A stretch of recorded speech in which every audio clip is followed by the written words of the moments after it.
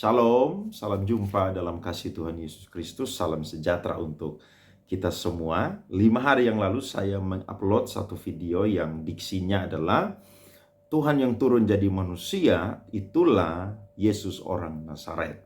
Terima kasih untuk saudara-saudara yang sudah memberikan komentar, yang sudah menonton, bahkan juga ada yang memprotes karena itu sangat bertolak belakang dengan logika manusia. Memang benar, apa yang disampaikan atau apa yang sudah menjadi dasar iman Kristen, yang menjadi doktrin Kristologi, salah satunya adalah inkarnasi, itu tidak bisa diterima oleh orang-orang non-Kristen. Kenapa? Karena mereka berpikir bahwa mana mungkin Allah itu bisa jadi manusia. Allah itu tempatnya tuh di surga. Masa dia turun jadi manusia, bahkan mati lagi sebagai manusia. Nah, ini yang akan saya bahas. Saya janjikan bahwa saya akan memberikan fakta-fakta secara historis, tapi saya ingin menambahkan di video yang kedua ini fakta-fakta secara teologis atau apa yang dicatat di dalam Alkitab. Nanti di video berikutnya, saudara-saudara akan saya berikan fakta-fakta secara historis. Saya juga akan tampilkan link daripada video pertama supaya saudara pun juga bisa menyimak video yang pertama itu. Nah, saya ingin menyampaikan bahwa Tuhan yang turun jadi manusia yang disebut Yesus orang Nazaret atau Yesus anak Yusuf itu adalah benar-benar Tuhan. Kenapa? Karena yang pertama, kedatangan Yesus Kristus sebagai Tuhan, sebagai penebus itu sudah dijanjikan oleh Allah di dalam Kejadian 3 ayat yang ke-15. Di situ firman Tuhan berkata bahwa seorang perempuan akan melahirkan seorang penebus. Jadi Yesus Kristus tidak lahir atau tidak ada karena benih dari seorang laki-laki atau benih biologis. Tapi Yesus Kristus itu ada karena benih daripada Roh Kudus. Tidak heran pada waktu Yusuf ingin menceraikan Maria, maka Tuhan mengutus malaikatnya untuk menyampaikan firman Tuhan bahwa apa yang ada di dalam perut Maria atau yang dikandung oleh Maria itu berasal daripada Roh Kudus. Sehingga Yusuf tidak boleh untuk mengambil langkah dan menceraikan Maria, karena ini adalah rencana daripada Allah. Ini adalah bagian daripada penggenapan yang ada di dalam perjanjian lama. Jadi apa yang ada dalam perjanjian lama semuanya itu merujuk kepada penggenapan, dan itu digenapi oleh Yesus Kristus. Kalau saudara baca Lukas 24 ayat 27 dan ayat 24, di situ jelas Yesus menyatakan bahwa semua yang tertulis dalam kitab Taurat, kitab para nabi, bahkan juga Mazmur atau Tanakh, kitabnya orang-orang Yahudi, itu harus digenapi. Dan yang menggenapinya adalah Yesus Kristus. Nah, saudara bisa menguji kredibilitasnya. Kenapa? Karena begini, saudara perlu ingat bahwa waktu Yesus lahir itu, orang-orang Israel ada di bawah Imperial Romawi. Mereka ada di bawah kekuasaan Romawi. Dan salah satu yang dicatat di dalam Alkitab adalah pada waktu itu diadakan sensus. Dan pada waktu itu yang memerintah adalah Raja Herodes. Dan Herodes begitu kaget. Kenapa? Karena orang-orang Majus itu datang mencari raja orang Yahudi yang akan mereka sembah. Nah, waktu mereka pulang, saudara-saudara, melalui jalan yang lain, Herodes merasa bahwa dia itu ditipu oleh para Majusi. Maka dia mengambil keputusan untuk membunuh anak laki-laki yang berusia 2 tahun ke bawah. Saudara bisa perhatikan, Mesias Yesus Kristus Tuhan itu lahir ya di tengah-tengah zaman yang sangat keras, jahat, saudara-saudara. Tetapi karena dia adalah Tuhan, maka dia itu mampu ada dan bisa yang namanya tampil sebagai seseorang yang membawa damai, bukan membawa peperangan. Beda sekali dengan kerajaan-kerajaan yang berkuasa pada waktu itu. Tidak heran ada seorang yang bernama Napoleon Bonaparte. Dia pernah menyatakan bahwa kaisar-kaisar Romawi meninggalkan kerajaan, bahkan juga kejahatan yang mereka perbuat. Bahkan juga Alexander Agung, atau kita sering sebut atau dengar sebagai Alexander the Great, pemimpin Yunani yang sangat hebat, saudara-saudara. Waktu dia meninggal, dia pun juga meninggalkan kerajaannya yang kalah dan juga meninggalkan kejahatan-kejahatan yang dia perbuat. Tapi Napoleon Bonaparte berkata, ada seorang yang sangat luar biasa. Waktu dia meninggal, Dia meninggalkan kerajaannya juga, dan juga meninggalkan damai sejahtera. Itulah Tuhan Yesus Kristus. Jadi, saya dan saudara melihat bahwa fakta-fakta teologis ini yang pertama tidak bisa dipungkiri. Ada banyak orang berkata bahwa Alkitab itu buku dongeng. Alkitab itu sudah direvisi, sudah ditulis, ya, berulang-ulang diterjemahkan sehingga tidak asli lagi. Mereka salah bahwa sekalipun Alkitab itu diterjemahkan, ditulis, ya, direvisi dengan versi-versi yang lain, tetapi intinya atau pokoknya tetap sama, memberitakan bahwa Yesus itu adalah Tuhan yang turun jadi manusia. Dia disebut sebagai Yusuf anak tukang kayu.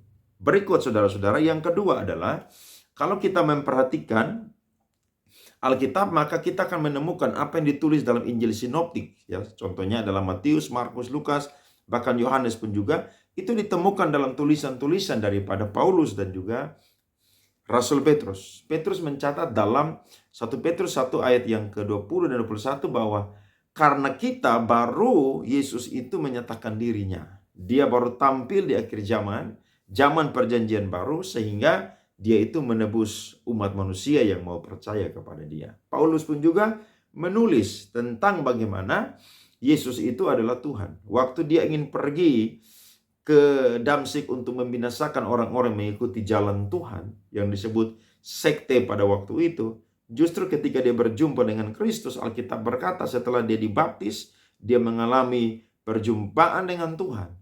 Kisah Rasul pasal 9 ayat 9 menyatakan, bahkan juga di ayat yang berikut menyatakan bahwa dia langsung memberitakan bahwa Yesus Kristus adalah anak Allah. Ayat selanjutnya dia memberitakan bahwa Yesus Kristus adalah anak manusia. Saudara lihat, orang yang mengalami perjumpaan dengan Tuhan, mereka akan mengakui bahwa Yesus itu adalah Tuhan. Kalau orang tidak mengalami perjumpaan dengan Tuhan, dia tidak akan percaya bahwa Yesus itu adalah Tuhan. Betapa bangganya, betapa bersyukurnya saya dan saudara itu dipilih oleh Allah, diselamatkan oleh Allah, dan menjadi orang-orang yang ditebus. Ini berkat rohani yang terbesar, berkat yang lebih besar daripada segala berkat yang dunia bisa berikan kepada saya dan saudara. Kemudian yang ketiga, kalau saya dan saudara menyaksikan sejarah kekristenan, maka kita akan menemukan tulisan-tulisan daripada para bapak gereja, saudara, yang menyatakan bahwa Yesus itu adalah Tuhan. Dia adalah Allah, Tuhan Juru Selamat yang turun jadi manusia. Tulisan yang dilakukan oleh seorang bapak gereja yang bernama Ignatius. Dia mengirimkan suratnya itu kepada jemaat yang ada di Efesus pada tahun 110 Masehi. Dia mencatat, saudara-saudara, dengan bunyinya adalah, karena Allah kita Yesus Kristus dikandung di dalam rahim Maria oleh Roh Kudus.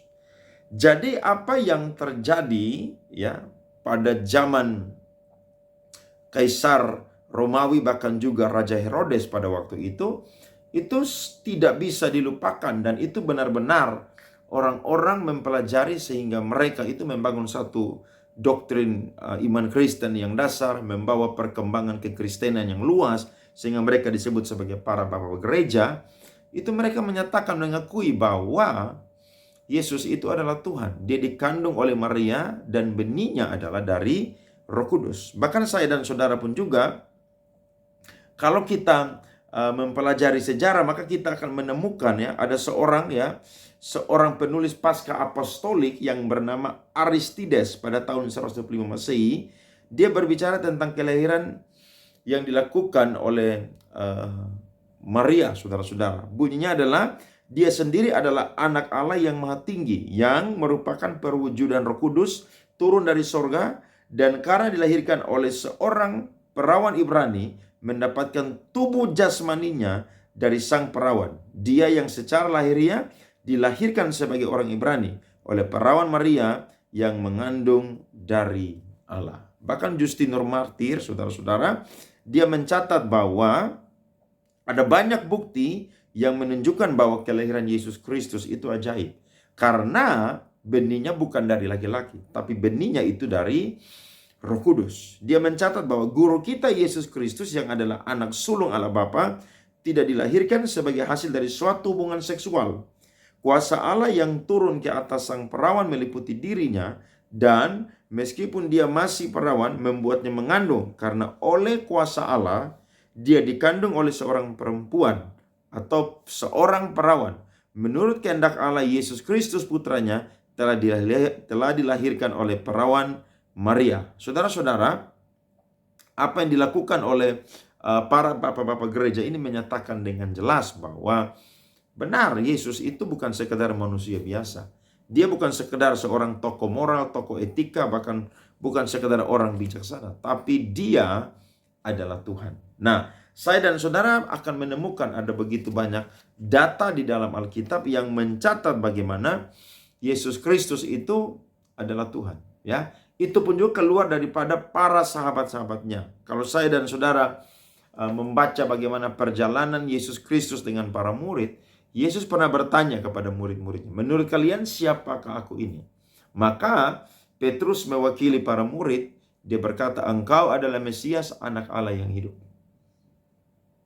Maka Yesus berkata kepada Petrus, berbahagialah engkau Petrus, di atas batu karang ini aku akan mendirikan gerejaku, Allah mau tidak akan pernah bisa menguasainya. Saudara lihat, orang yang dekat dengan Tuhan, orang yang mengalami Tuhan, mereka akan percaya bahwa Yesus itu adalah Tuhan. Jadi kalau ada saudara yang tidak percaya dia adalah Tuhan, saya berdoa supaya saudara bisa percaya bahwa Yesus itu adalah Tuhan. Karena kalau dia tidak datang ke dunia ini, tidak ada jalan ke surga. Karena dia adalah jalan ke surga. Orang mau sampai ke surga harus melalui Tuhan Yesus Kristus. Modalnya apa saudara? Percaya.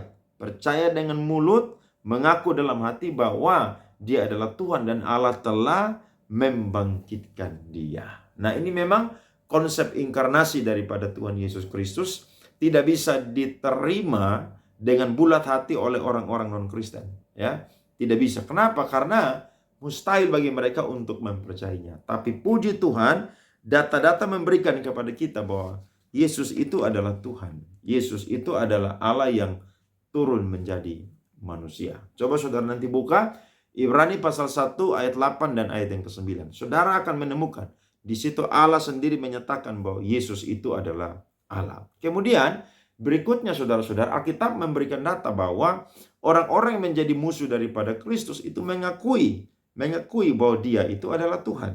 Saya akan memberikan data kepada kita semua, ya. Dalam Lukas pasal 23 ayat 41. Salah seorang penjahat itu menegur penjahat yang lain dengan mengatakan, orang ini tidak berbuat sesuatu yang salah. Kemudian Pilatus yang menjadi wali negeri pada waktu itu sendiri mengatakan bahwa Yesus itu tidak bersalah. Ya, kejahatan apa yang sebenarnya telah dilakukan oleh orang ini? Itu di dalam Lukas pasal 23 ayat yang ke-22. Bahkan kepala pasukan yang berjaga di bawah kayu salib mengatakan, sungguh orang ini adalah orang benar. Lukas 23 ayatnya yang ke-47. Bahkan kelihatan pula bahwa para musuhnya berusaha mengajukan suatu tuduhan agar dapat membuktikan kesalahannya. Tapi mereka tidak berhasil. Markus 14 ayat 55 sampai ayatnya yang ke-56. Ya. Jadi saudara perhatikan, para musuhnya sendiri akhirnya mengakui bahwa dia adalah orang benar. Dia adalah Tuhan. Jadi kalau orang berkata, masa kok dia bisa jadi manusia, Tuhan bisa jadi manusia dan mati? Ya karena memang dia ingin menebus, dan lewat kematiannya justru dia memproklamirkan, sorga memproklamirkan bahwa dia adalah Tuhan. Buktinya Pilatus mengakui, Serdadu mengakui, ya, orang-orang yang berjaga-jaga pada waktu itu, bahkan yang menyiksa Yesus pada waktu itu, mereka mengakui bahwa dia bukan sekedar orang biasa, bahkan dia bukan penjahat, tapi dia adalah orang yang benar. Nah, saudara-saudara, kita akan melihat bahwa di dalam agama non-Kristen, ya, Yesus dianggap sebagai seseorang yang juga tidak berdosa.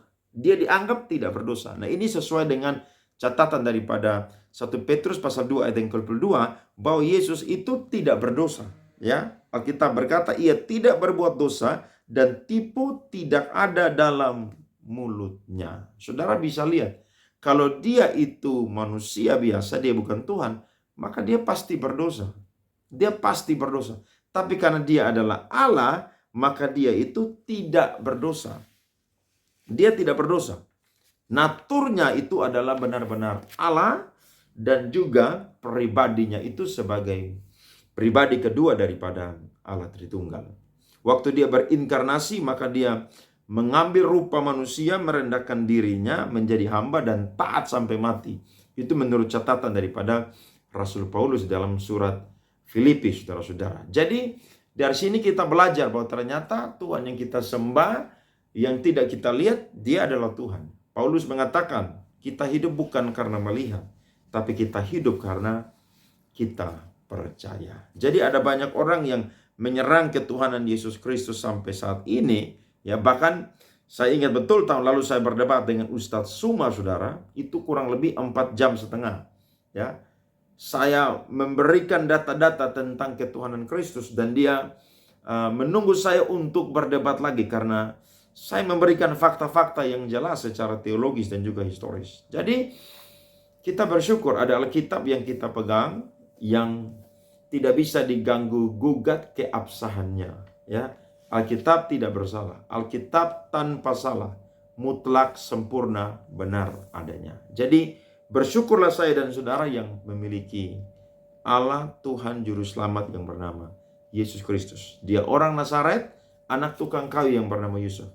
Tapi ingat, dia pun juga adalah Tuhan Allah dan Juru Selamat. Terima dia, percaya dia, maka surga akan menjadi bagianmu. Tuhan menjamin itu. Kalau engkau mati, engkau akan mendapatkan tempat yang bahagia. Di sana tidak ada air mata, yang adalah kedamaian bersama dengan Kristus selama-lamanya. Terima kasih. Ini sedikit dari saya tambahan. Kiranya Tuhan berkati. Nanti video selanjutnya saya akan memberikan fakta-fakta historis bahwa Yesus itu adalah Tuhan. Dia pernah turun jadi manusia.